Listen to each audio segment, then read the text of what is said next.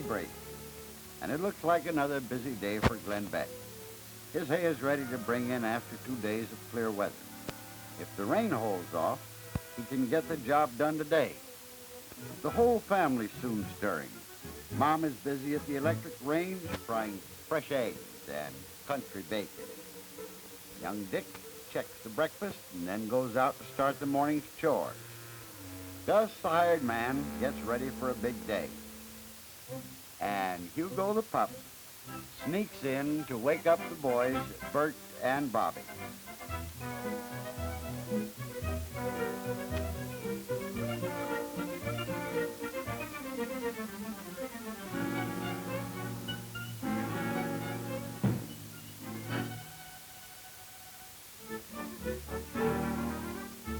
Yes, Glenn Beck has quite a household. Just an average farm, though. About 100 acres, some poultry and pigs, and 30 head of fine dairy cattle. The morning's work starts in the barn. Glenn uses electric milkers to speed the milking. He says it gives him cleaner milk, too. And here's one customer that demands clean milk, right from the calf pail. And somebody's teaching Kitty bad habits. Bobby's going to teach his cat to drink like a lady.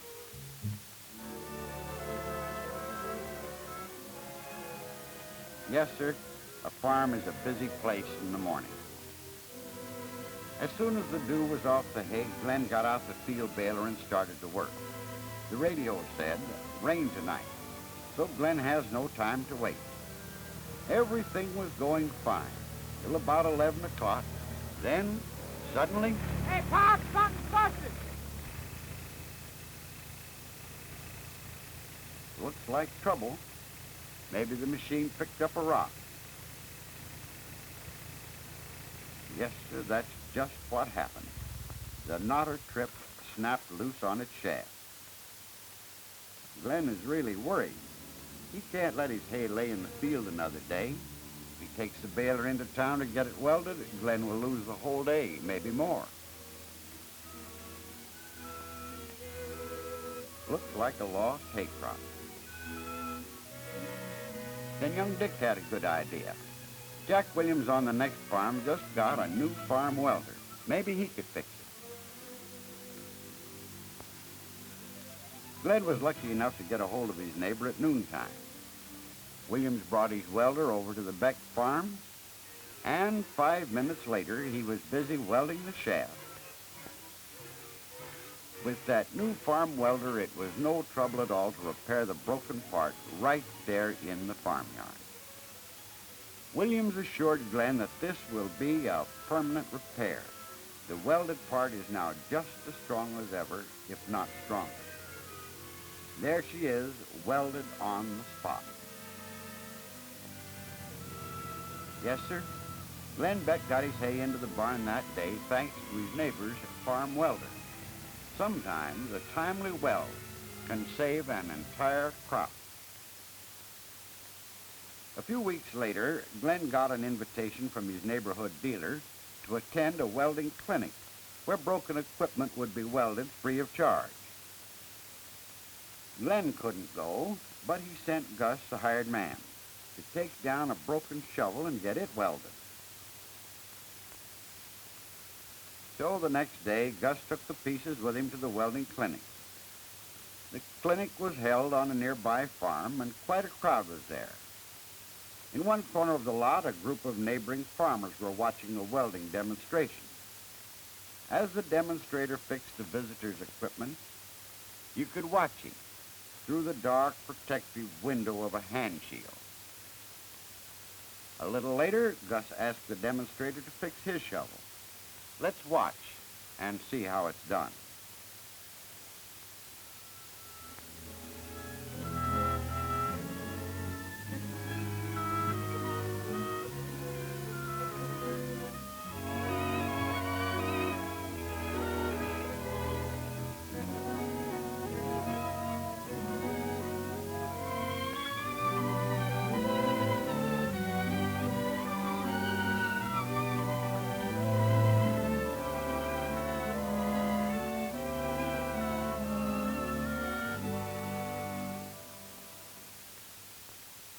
Now look at that.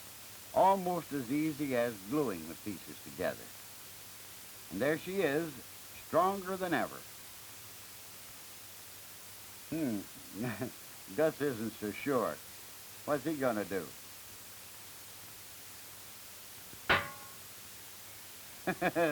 Now he's convinced. Yes, sir, a welder is a mighty handy tool.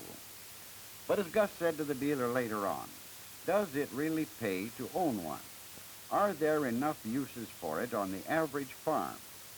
Well, let's look around a bit at the demonstration table. Here are some cultivator bars which have been extended by welding extra lengths of material to the bars. This gear was useless because of broken teeth. Notice how welded material can be used to build up the broken area until it matches the other teeth.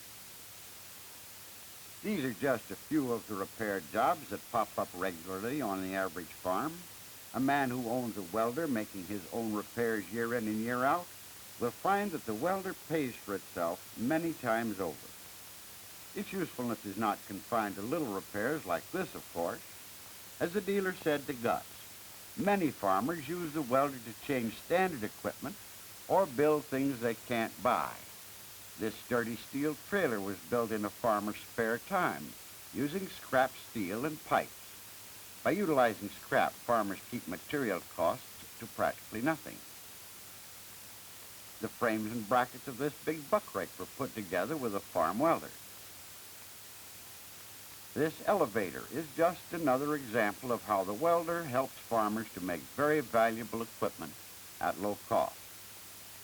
Here's a short chassis runabout for field work, fabricated with a welder. The same farmer made this pasture harrow out of old tire rims and chains. The chains are welded to the rims.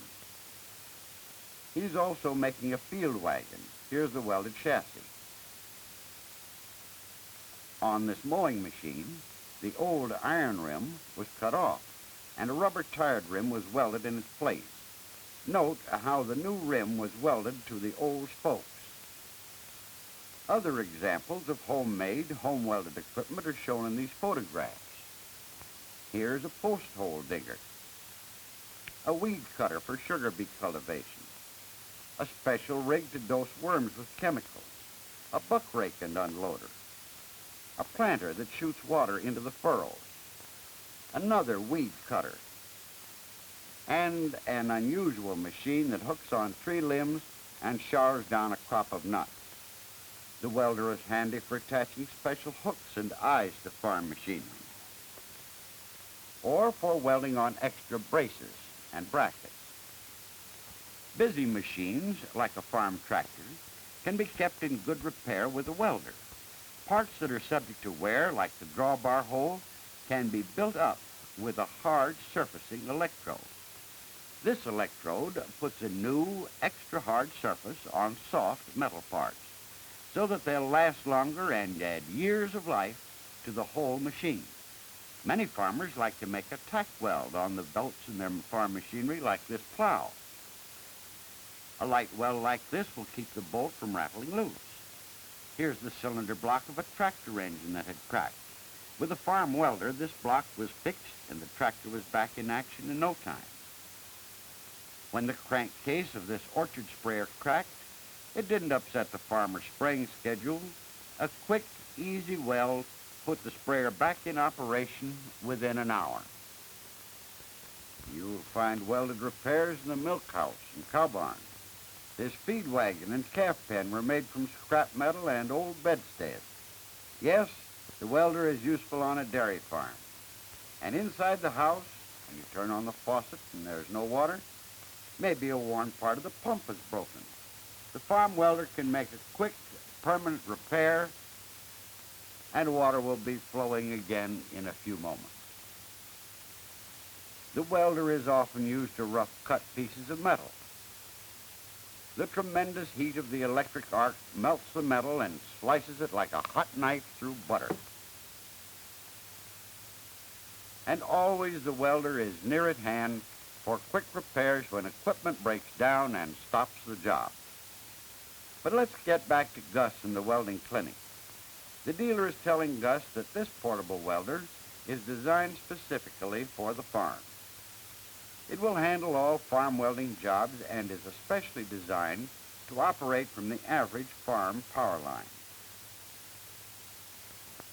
It can be connected on any 230-volt wiring circuit that will handle a 5-horsepower motor or an electric range.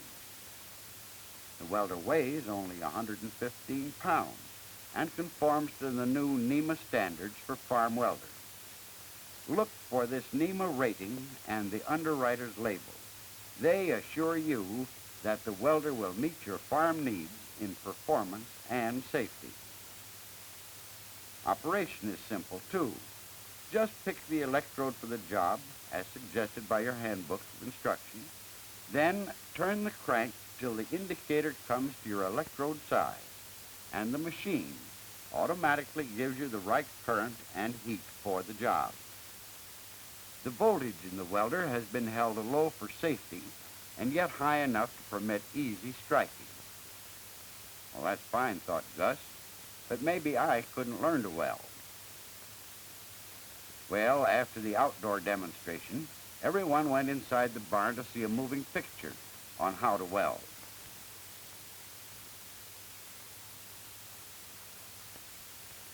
Let's sit in with the crowd and see this movie.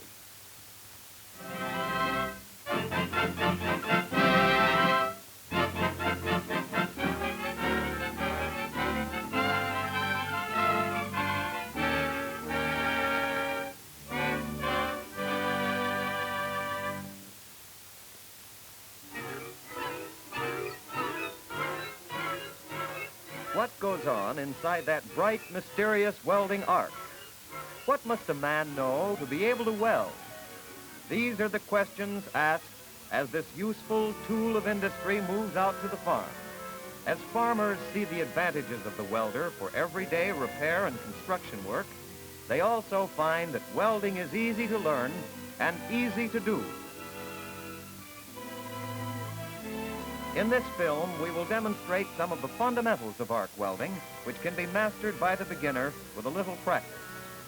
Once these fundamentals are understood, you'll be able to do most common repair work and metal fabrication. Welding is a process of joining metals. In arc welding, an electric arc is formed between the work and a metal electrode which is held by the operator. To get a good weld, you should watch three things: length of arc, angle of electrode, and speed of travel. When you weld, wear protective gloves and a long-sleeved shirt. Wear a face shield. Goggles are not enough. Never look at the arc without full protection for the eyes. Here is how to strike the arc and begin welding. The electrode is held near the work, the safety hood is dropped, and the electrode is swung down, scratching the plate to make contact, is drawn out to about 1/4 of an inch, held momentarily, and is then brought back to the correct arc length. What's this? Joe McGee's afraid he can't, afraid to strike an arc.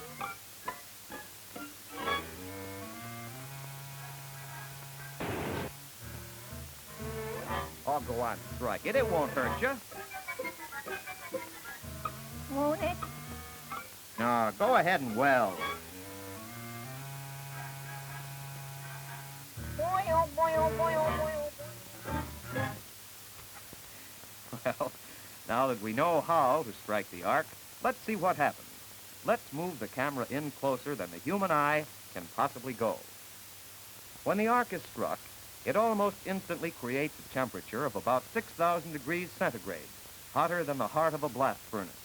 This tremendous heat melts both the metal being welded and the electrode.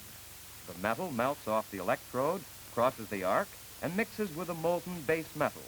The force of the arc causes this liquid metal to flow to the rear of the crater, where it cools to form a bead. The movement of this metal toward the rear of the crater and the shape of the crater help you to judge the quality of the work. Learn to use them as your guide in welding. Another way to recognize when you're welding correctly is in the sound of the arc. a sharp, steady frying sound.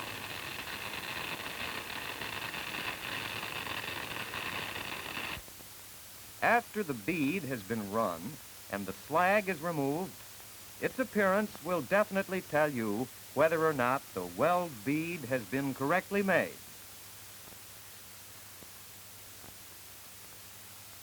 If your weld is good, the ripples will be uniform and will build up a smooth bead.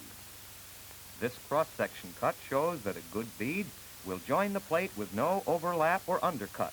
It will have complete fusion and good penetration. This is good welding. Now, let's look at some of the common errors. If the arc is too long, the metal melts off the electrode in large globules. These globules drop on the work in a form of spatter instead of going into the molten pool as useful metal. A wide, spattered, and irregular bead is formed. The weld metal is left on top of the plate with poor fusion between base and deposited metal. If the arc is too short, a proper molten pool will not be maintained. The arc will have a tendency to short out, and the electrode will freeze to the work. The bead is uneven, with irregular ripples. It is high. There is poor fusion. Note the slag and gas pockets.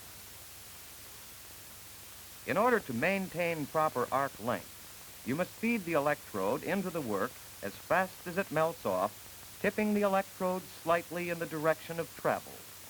Here, the angle is too low, which would give you a distorted bead.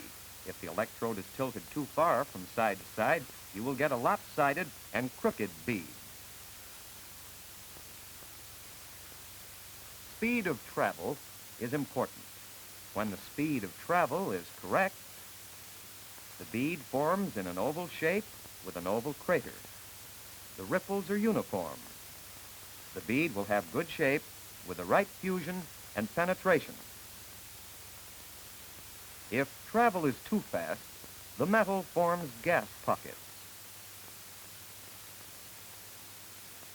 The ripples will be pointed and the bead very narrow. Penetration is irregular, with undercut on each side. When the electrode travels too slowly, the molten metal piles up. The bead will be high and wide with a rather straight ripple. There will be considerable overlap. Penetration is too deep.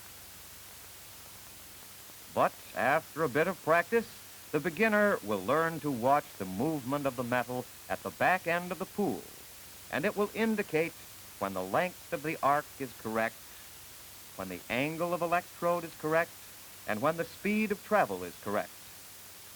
Once you've mastered these simple fundamentals, you can weld.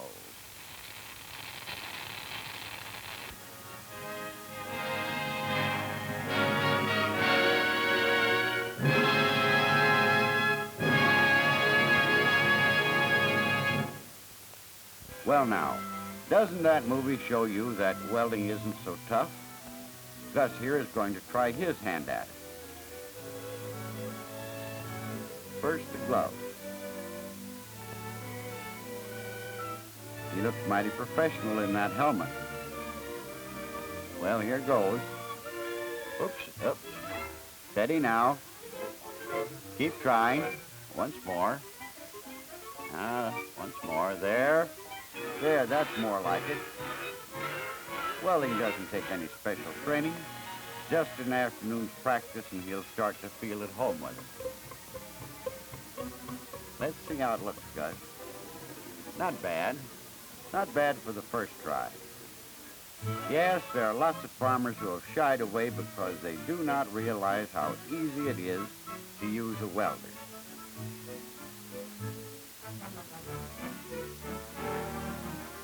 Next day, Gus told Glenn all about the welder. But you know how it is. Glenn wanted to think it over before he bought it. A few weeks later, Glenn was at work in his oat field.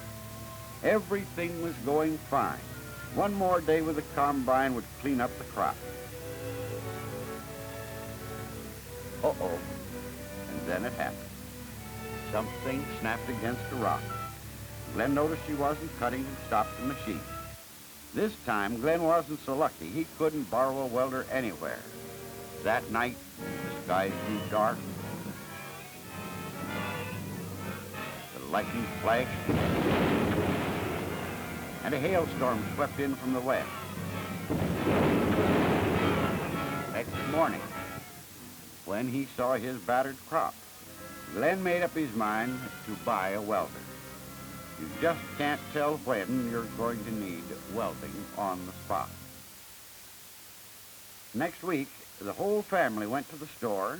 Mom couldn't keep away from those wonderful home appliances: new electric ranges, refrigerators, home freezers, electric coffee makers, travel irons, and an automatic dishwasher.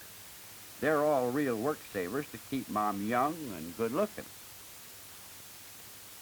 But Glenn and his boy Bert went straight to the farm welder. Glenn was pleased to see all the accessories that are included in the purchase price of the welder.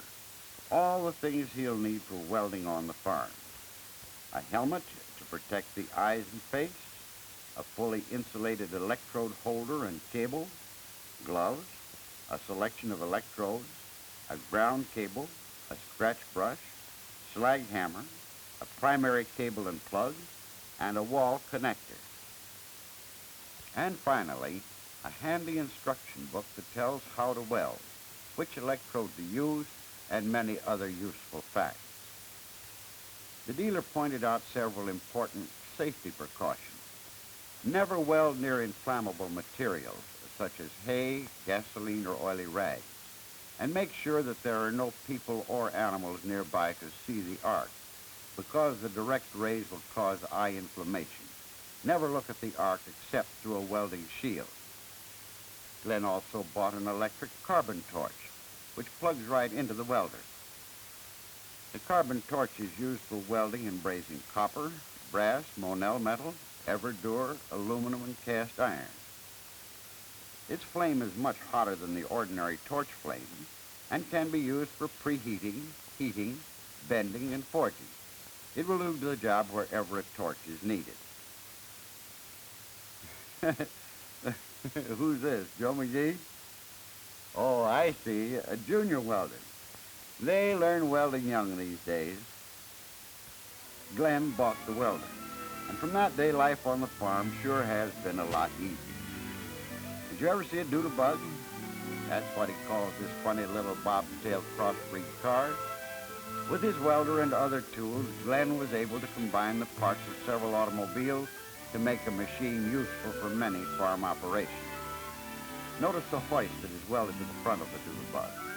He figures this hoist cost him only a few dollars because he got the materials at a scrapyard. He also made this manure loader out of some steel scrap with part of an old boiler as a scoop. As a matter of fact, Glenn is quite a scrap collector now because he has so many good uses for metal sheets and pipes. With old pipes like this, he has made several of these welded metal gates for himself and his neighbors. Within the next year, he made this snowplow that attaches to his tractor. He put together this strong, lightweight boat trailer for quick fishing trips.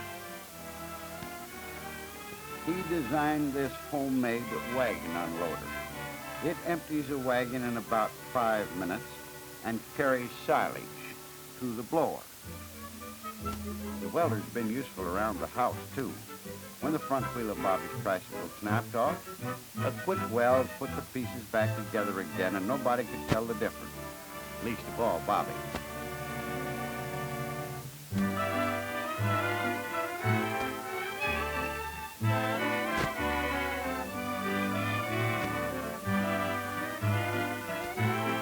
This bicycle built for two is proof that young Dick has learned to weld. He made it out of 2 bicycles.